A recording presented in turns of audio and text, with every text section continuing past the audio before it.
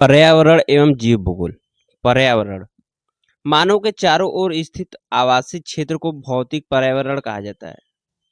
वह क्षेत्र जहाँ जैविक तथा अजैविक घटकों का परस्पर अंतर संबंध होता है, उस क्षेत्र को पर्यावरणीय अवधारणा हेतु उपयुक्त माना जाता है। पर्यावरण के माध्यम से सर्वप्रथम द्विघटक जैविक अजैविक अवधारणा को महत्व दिया गया था, परंतु वर्तमान में त्रिघटकीय अवधारणा का भी उल्लेख मिलता है, जहाँ जैविक तथा अजैविक घटकों के साथ साथ पर्यावरण के नियम भी कार्य करते हैं। पर्यावरण का 10% का नियम। यह पर्यावरण के सर्वाधिक महत्वपूर्ण नियमों में से एक है, जिसके अंतर्गत पृथ्वी पर ऊर्जा का एकमात्र स्रोत सौर विकिरण है। स्मरणीय है कि पृथ्वी पर आपतित यानी पड़ने वाला सौर विकिरण का केवल 10% ही पीएआर यानी फोटोसिंथेटिक एक्टिव रेडिएशन होता है। इस पीएआर का केवल 1% ही पौधों द्वारा अवशोषित कर वृद्धि हेतु उपयोग किया जाता है। स्मरणीय है कि पादप जो प्रथम पोषण स्तर का अंग है, शाकाहारी जीव अर्थात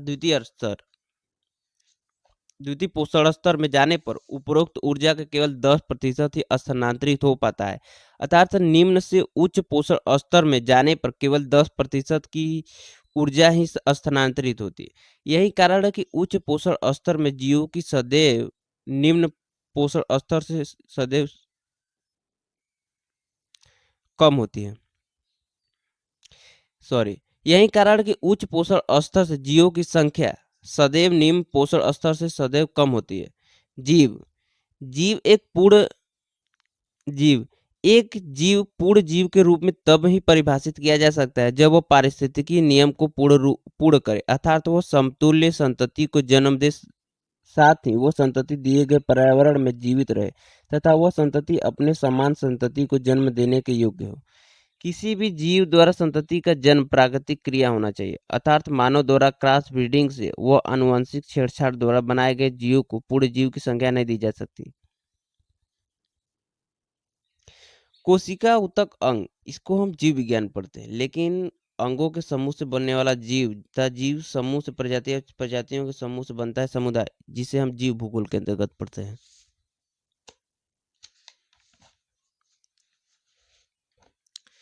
जीवों का समूह या प्रजाति। एक समान जीवों के समूह को जीव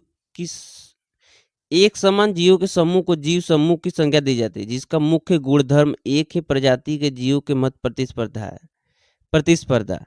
एक ही प्रजाति के जीवों के मध्य प्रतिस्पर्धा का समान गुण होता है। यहाँ जीव अपने साथी अथवा भोजन हेतु समान रूप से प्रतिस्पर्धा करते हैं। Case study 1। पक्षियों से लेकर सरीसृप तक समान रूप से नर के द्वारा साथी मादा हेतु प्रतिस्पर्धा की जाती है। यह प्रतिस्पर्धा लैंगिक विरूपता या सेक्सुअल डायफॉर्मिज्म को जन्म देती है, जिससे दोनों ही जीवों में विशिष्ट गुण जन्म लेते हैं। उदाहरण: मोर के पंख नरों में कस्तूरी, मृग में कस्तूरी प्रकृति नर का होना। समुदाय वास्तविकता में विभिन्न प्रजातियों के समूहों का क्षेत्र है। समुदाय के अंतर्गत विभिन्न प्रजातियां परस्पर जैविक संबंध के द्वारा पृथ्वी पर जीवों का आधार प्रस्तुत करती हैं। स्मरणीय है कि समूह की सबसे बड़ी विशेषता प्रतिस्पर्धा के द्वारा सफल चयन व लगातार विकास को प्राप्त करना होता है। वही समुदाय की सबसे बड़ी विशेषता जीवों के मध्य जैविक संबंध होती है। जैविक संबंध एक प्रजाति का दूसरी प्रजाति के साथ वह संबंध है जिससे वह जीव का होना अथवा नहीं होना निर्धारित होता है।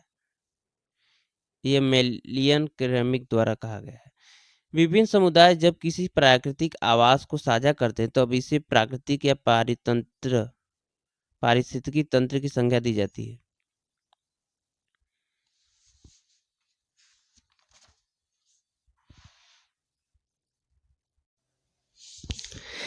पारिस्थितिकी तंत्र के सिद्धांत तथा नियम।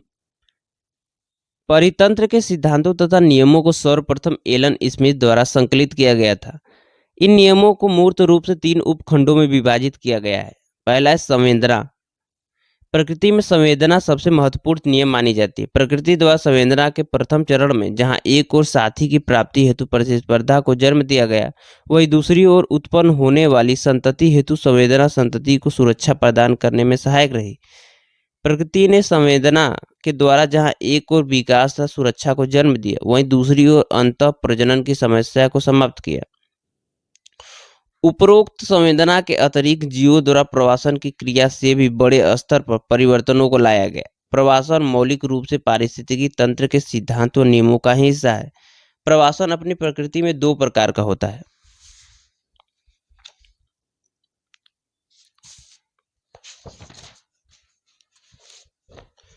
अस्थायी प्रवासन हिमयुग तथा अंतरा हिमयुग काल से लेकर मिलान कोइस चक्र तक जीवों द्वारा अस्थायी रूप से प्रवासन किया गया।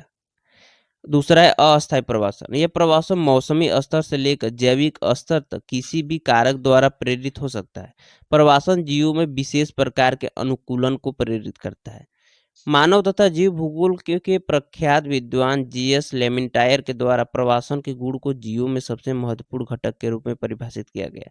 संवेदना के अतिरिक्त जीवों में उद्विकास हेतु चयन सबसे महत्वपूर्ण माना जाता है। पर्यावरणीय संतुलन पर्यावरणीय संतुलन वह नियम है जिसके अनुसार परितंत्र को एक अस्थायी अवधारणा के विपरीत एक परिवर्तनशील अवधारणा माना जाता है। पर्यावरणीय संतुलन पर्यावरणीय अनुक्रमण पर आधारित है जिसके अनुसार परितंत्र में क्रमिक रूप से परिवर्तन आते हैं तथा यह परिवर्तन जीवों को निम्नलिखित प्रकार से प्रभावित करते हैं। पर्यावरण में होने वाला क्रमिक परिवर्तन जीवों को अस्थायी व मौसमी प्रवासन तीव्रता से क्रियान्वित करता है। यह प्रवासन जीवों में उद्विकास का आधार बनता है। क्रमिक रूप से परिवर्तन होता हुआ परितंत्र जीवों तथा पादपों में अस्थायी अनुकूलन को जन्म देता है। उदाहरण पर्यावरण में आने वाले परिवर्तनों में जीवों की संरचना में भी परिवर्तन आने लगता है।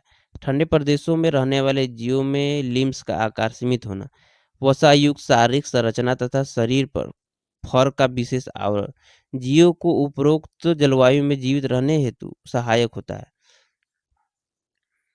जीवों में प्रतिरक्षा उपायों का विकास क्रमिक रूप से पारिस्थितिकी परिवर्तनों द्वारा ही जन्म लेता है। जीव तथा पादप दोनों में ही प्रतिरक्षा उपायों का विकास न केवल जीव को दिए गए परितंत्र में जीवित रहने हेतु सहायक है अपितु यह एक दूसरे को प्रजाति में होने वाले प्रभाव को भी सीमित करता है। किसी भी जीव अथवा पादप में प्रतिरक्षा उपाय तभी विकसित होते हैं जब परितंत्र में क्रमिक परिवर्तन आ रहे हों। पर्यावरणीय संतुलन में सबसे महत्वपूर्ण घटक यह है कि अनुकूलन व प्रवासन एक दूसरे के पूरक है, क्योंकि जीव अथवा पादप द्वारा प्रवासन तब ही ये संभव है जब वह अनुकूलन कर सके तथा जीव व पादप में अनुकूलन तब ही प्रारंभ होगा जब जीव प्रवासन के क्रमिक चरणों से गुजरे।